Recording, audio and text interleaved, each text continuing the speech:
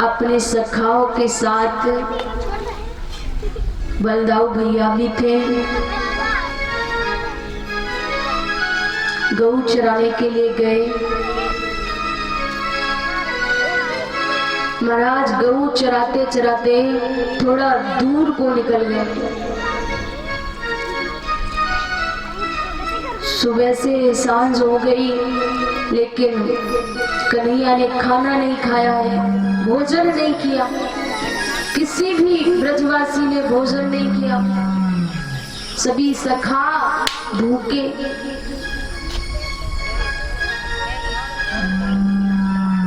कन्हैया ने अपने एक सखा से कहा कि भैया अब तो बहुत भूख लग रही है।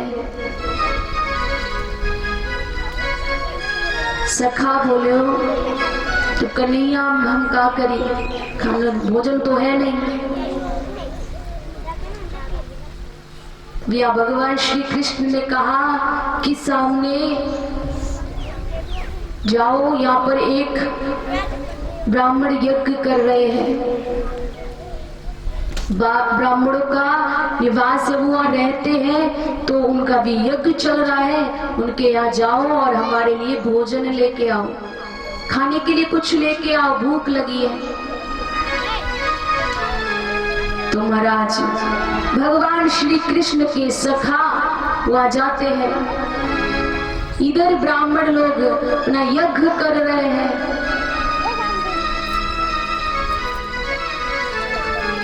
भगवान श्री कृष्ण के सखा है और आके पंडितों को प्रणाम किया। लेकिन महाराज ये पंडित बड़े अभिमानी हैं, इनके अंदर बड़ा अभिमान है। तो उनके प्रणाम को स्वीकार नहीं किया। उन्होंने 2-4 बार कहा, पंडित जी प्रणाम करते हैं, पर उन्होंने कोई ध्यान नहीं दिया और शकाओं को देखकर ऐसे घुमा लेते, मुंह को भी फेर लेते। सखा ने कहा ये तो बड़ी दिक्कत आ गई, कन्हैया ने हमको कहाँ भेज दिया। अरे ये तो हमारी नमस्कार तक नहीं ले रहे, तो भोजन कहाँ से दे देंगे।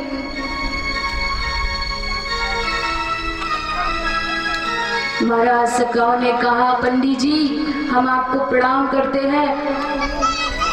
यहाँ वन में भगवान श्री कृष्ण ने, हमारे कृष्ण और बलराम दोनों गाय चराने के लिए आए हुए हैं और उन्हें बड़ी जोर की भूख लगी है, कुछ खाने के टाइम मिल जाए। महाराज पंडितों ने सुना, बोले अच्छा तुम अनपढ़ गवार गाय चराने वाले, बेचड़ की रोटी खाने वाले, या हमसे भोजन लेने आए हो। महाराज इतनी बड़ी बात, बड़ा अभिमान है पढ़ने का, लिखने का, क्योंकि पढ़े लिखे हैं, विद्वान है तो अभिमान तो है। महाराज ये अभिमान तो किसी का नहीं चला, तो फिर वो कौन।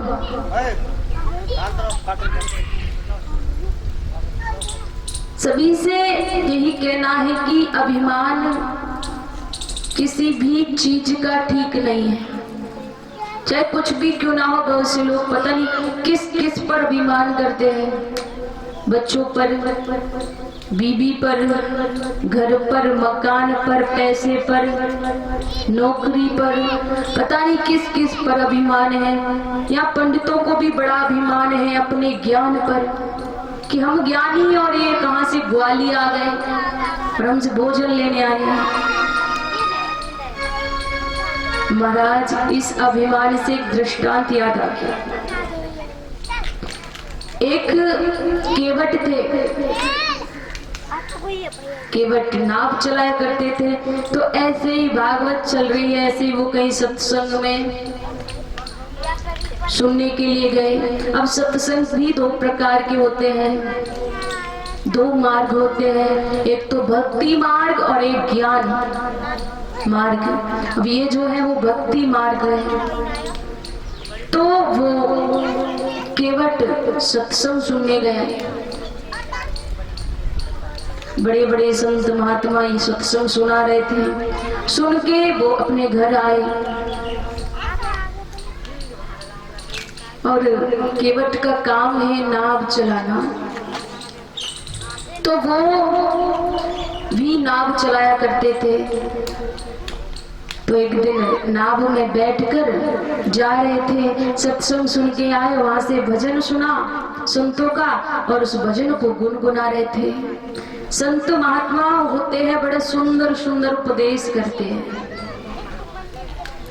तो केवट उनका भजन गुनगुना रहा था।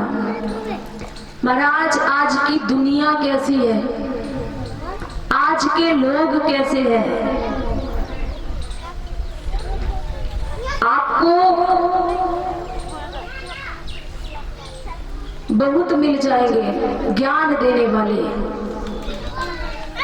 लेकिन जो उलझनों में मनुष्य फंसा है उसे सुलझाने वाले नहीं मिलेंगे। आपको ये तो बता देंगी स्वर्ग में क्या क्या मिलेगा, लेकिन ये नहीं बताएंगे कि हमें यहाँ क्या करना चाहिए, कैसे कल्याण होगा। तो ये संतों का उपदेश सुना और सुन के वो भजन गुनगुना रहा था, और तभी उनकी नाव में 5 बालक जो विदेश से पढ़कर आए थे वो नाव में आके बैठ गए।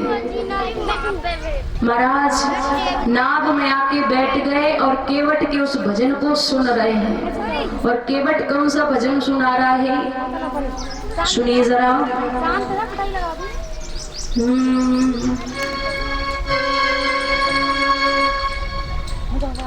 कहता है केवट, आज उलझन में उलझी है दुनिया, ये दुनिया बड़ी ही उलझनों में उलझी हुई है। आज उलझन में उलझी है दुनिया, कोई सुलझाने वाला नहीं है। आज उलझन में उलझी है दुनिया, कोई सुलझाने वाला नहीं है। राह भटकाने वाले हैं लाखों, राह भटकाने वाले हैं लाखों, इनको बतलाने वाला नहीं है। राह भटकाने वालों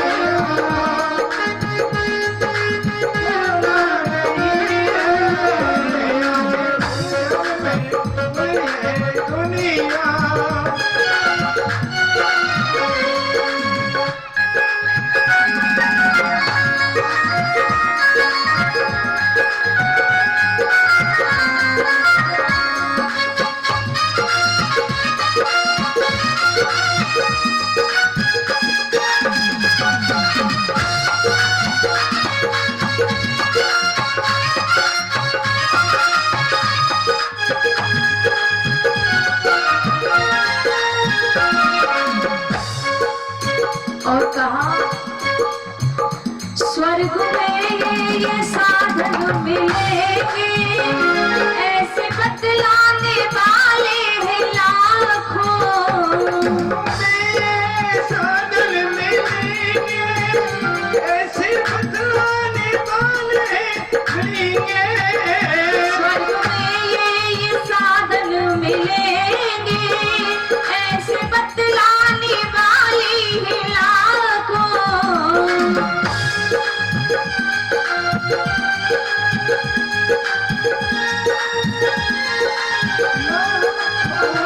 इस धरती पर ऐसे जियो तुम, इस धरती पर ऐसे जियो तुम, ऐसा दर्शाने वाला नहीं है। राह भटकाने ठीक बतलाने वाला नहीं है, राह बतलाने वाले हैं लाखों।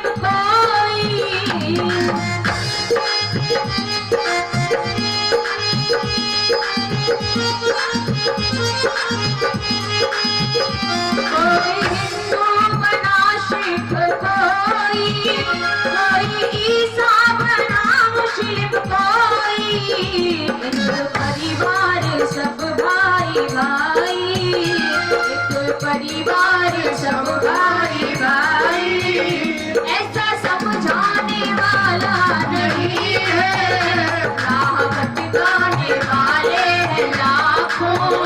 ठीक बतलाने वाला नहीं है, राह बतलाने वाले हैं लाखों।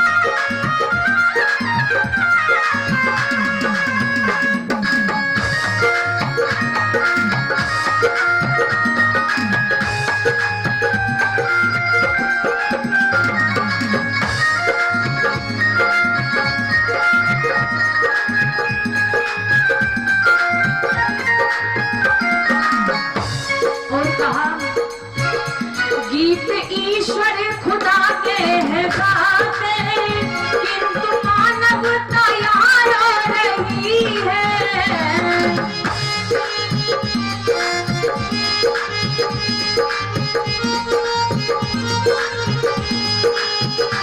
गीत ईश्वर खुदा के हैं गाते, किंतु मानवता यार रही है। बिना इंसानियत के किसी को, बिना इंसानियत को किसी को मुक्ति होने की आशा नहीं है, राह बतलाने वाले हैं लाखों। ठीक बतलाने वाला नहीं है।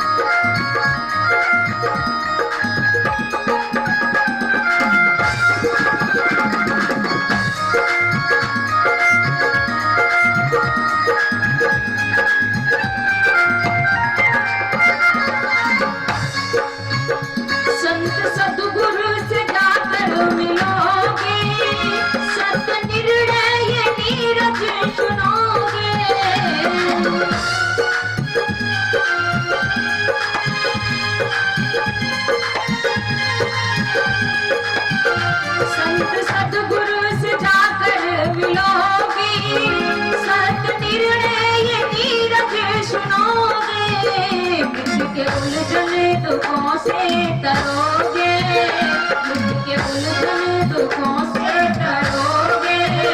जन्म लेने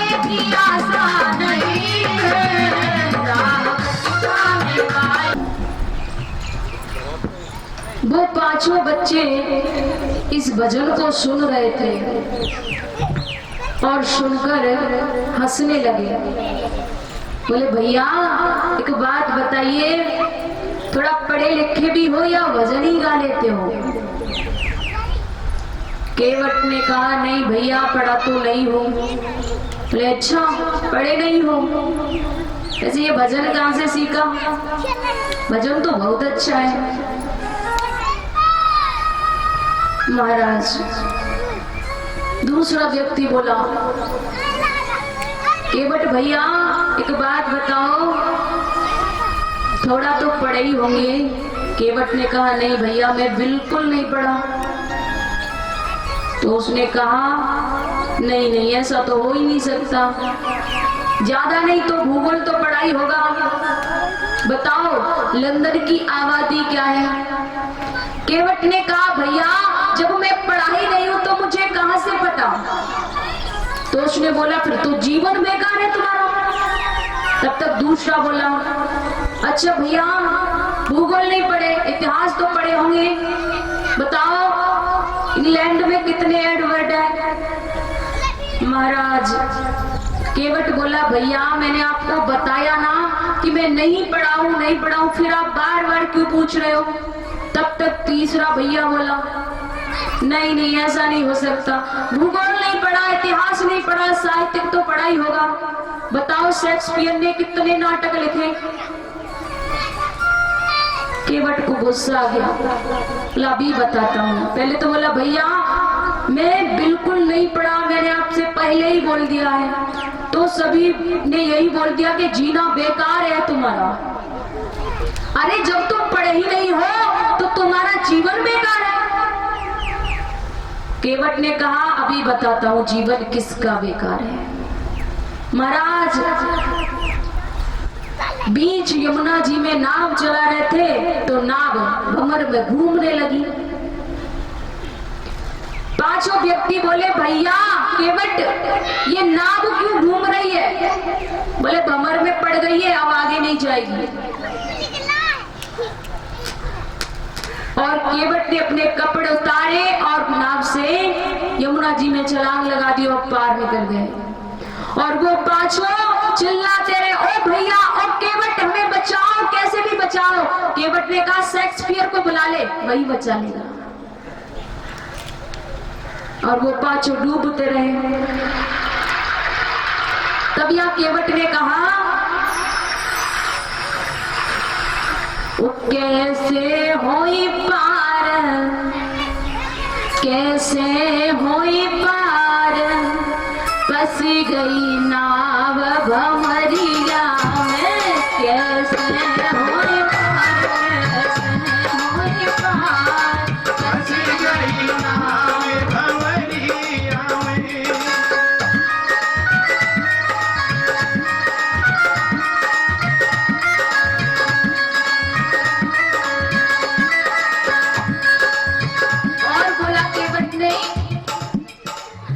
जो कुछ करी पढ़ाई तुमने, जो कुछ करी पढ़ाई तुमने, जो कुछ करी पढ़ाई तुमने, जो कुछ करी पढ़ाई तुमने, है गई बेकार, है गई बेकार, फंस गई नाव भंवरिया में।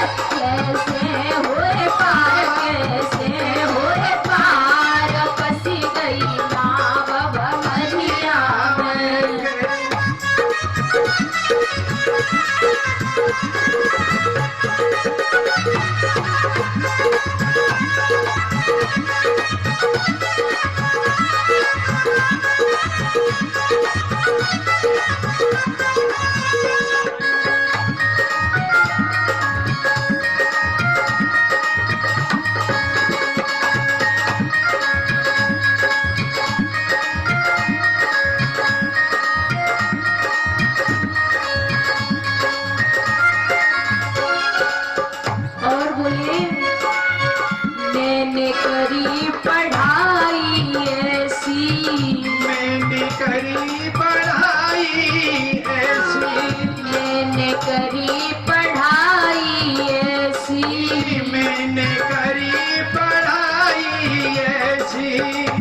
जल से भयो पार, जल से भयो पार, फंस गई नाव भंवरिया में, कैसे होए पार, कैसे होए पार, फंस गई नाव भंवरिया में।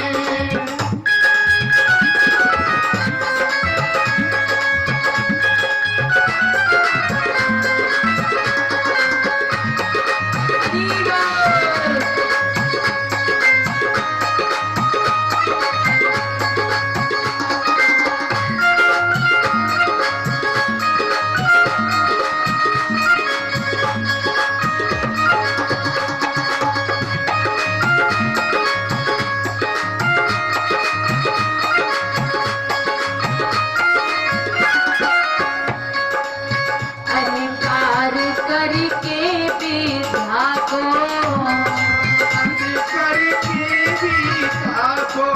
अहंकार करके विद्या को, तूबे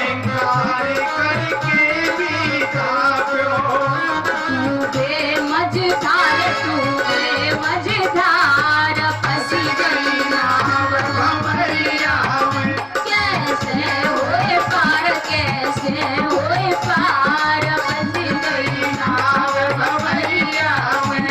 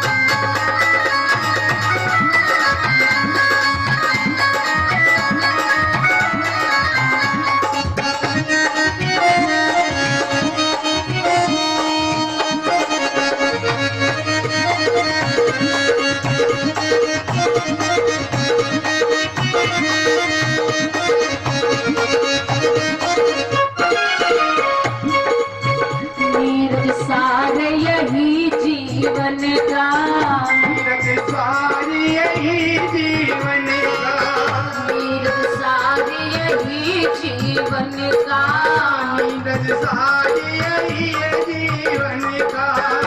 तज तो अहंकार, तज तो अहंकार, फंस गई नाव भंवरिया में, कैसे होए पार, कैसे होए पार, फंस गई नाव भंवरिया में, कैसे होए पार, कैसे होए पार, फंस गई नाव भंवरिया में, कैसे होए पार, कैसे होए पार, फंस गई नाव भंवरिया में, कैसे होए पार, कैसे होए पार, फंस गई नाव भंवरिया में, कैसे होए पार, कैसे होए पार, फंस गई नाव भंवरिया में। केवट ने नहीं सुनी, बोला शेक्सपियर को बुला लो, और पांचों डूब गए। तो ये सब किसके लिए हुआ, किस कारण हुआ? क्योंकि उनमें अहंकार था विद्या का, कि हम बहुत पढ़े लिखे हैं, हम बहुत ज्ञानी हैं, ये पढ़ा नहीं है, तो कुछ भी बोल दिया। सबसे पहली बात यह है कि मनुष्य को पहले ये देख लेना चाहिए कि हम कहां पर क्या बोल रहे हैं। जगह देखकर, समय देखकर बात को बोलना चाहिए। उनको ये नहीं पता था कि अभी तो ये केवटी हमें पार करने वाले हैं, और उनको बुरा भला पता नहीं क्या बोल दिया, तुम पढ़े नहीं हो, गंवार हो, ये हो वो हो। हमेशा हमें किसी को कुछ बोलना है तो पहले उसका परिणाम क्या हो सकता है ये सोचकर ही बोलना चाहिए, क्योंकि हमारे मुंह से जो निकला हुआ शब्द कहां से कहां पहुंच सकता है ये हमें भी नहीं पता। यदि उन पांचों बालकों को ये पता होता तो वो यहाँ बोलते ही नहीं। कहा है कि ऐसी बाड़ी बोलियो मन का आपा खोए और उनको शीतल करें आपो शीतल हो। ऐसी बाड़ी बोलो कि लोगों को बुरा ना लगे, आपके मुंह से सुन के लोगों को बड़ा अच्छा लगे। ऐसा मत बोलो कि लोगों को बुरा लग जाए और फिर उसका परिणाम आपको भोगना पड़े, क्योंकि ये जुबान जो होती है बड़े बड़े कारनामे करा देती है। इसलिए हमें जो कुछ बोलना है सोच समझ के बोलना है। महाभारत जैसा युद्ध हुआ इस जुबान के कारण। यदि द्रौपदी ये नहीं कहती कि अंधों के अंधे होते हैं तो दुर्योधन को इतना गुस्सा नहीं आता और महाभारत जैसा युद्ध नहीं होता। इस जुबान के कारण भगवान श्री राम 14 वर्ष के लिए वनवास चले गए। यदि मंथरा कैकेयी के कान नहीं भरती तो भगवान श्री राम वनवास नहीं जाते। ये जुबान जो होती है बड़े बड़े कारनामे करवा देती है। इसलिए कहा है कि बड़े सोच समझ के हमको बोलना चाहिए, क्योंकि ये जुबान बड़े बड़े लड़ाई झगड़े भी करा देती है और बड़े बड़े आपस में प्रेम भी करा देती है। माताओं को ही ले लो, सास से झगड़ जाएंगी फिर बाद में पछताएंगी कि हमसे गलती हो गई। सासू माँ से लड़ना नहीं चाहिए, कोई बड़ी है बुजुर्ग है, ऐसी बात नहीं है, सोचती तो होगी बाद में। माता छोटी छोटी बातों पे लड़ जाती हैं, तो ये सब नहीं करना चाहिए, क्योंकि कहा है कि जीभ जो रहती मुख के अंदर फिर भी बड़ी मकार, दांतों का फाटक लगवाया दीन बादर फार, जीभ ने जुल्म गुजारे सैकड़ों घर है बिगाड़े। जीव ने जुल्म गुजारे सैकड़ों घर ही उजाड़े।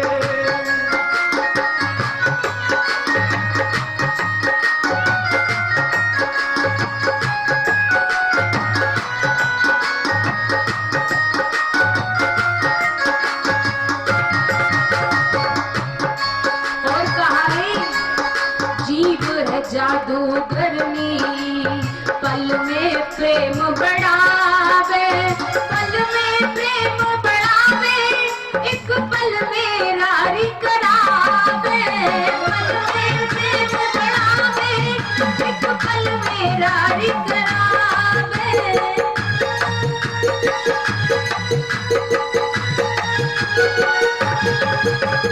बड़ी चतुर चालाक जीभ की, बड़ी चतुर चालाक जीभ की, लीला परंपार, जीभ ने जुल्म गुजारे सैकड़ों घर है बिगाड़े, जीभ ने जुल्म गुजारे सैकड़ों घर है बिगाड़े।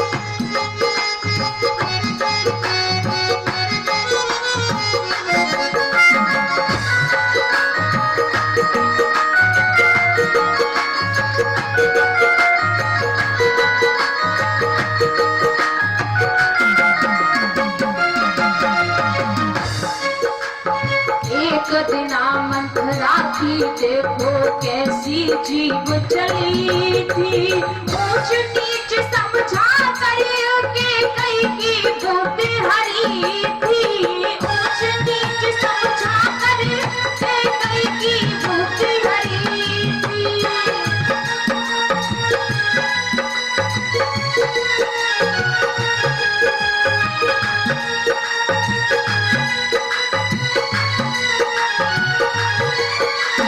रामचंद्र जी बन बन काले, रामचंद्र जी बन बन काले, गलत किया व्यवहार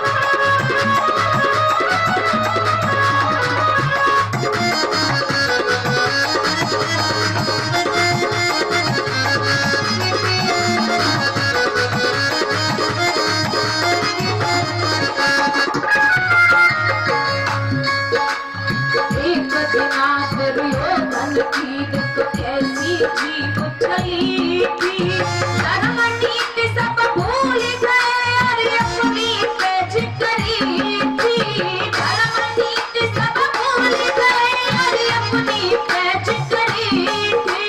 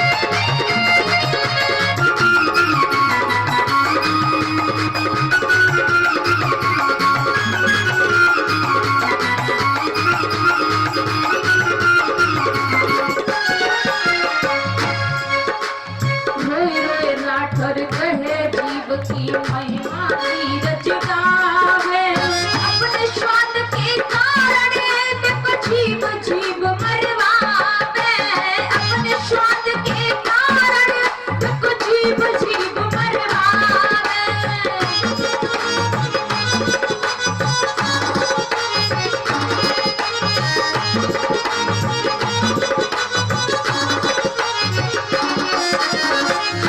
जीवन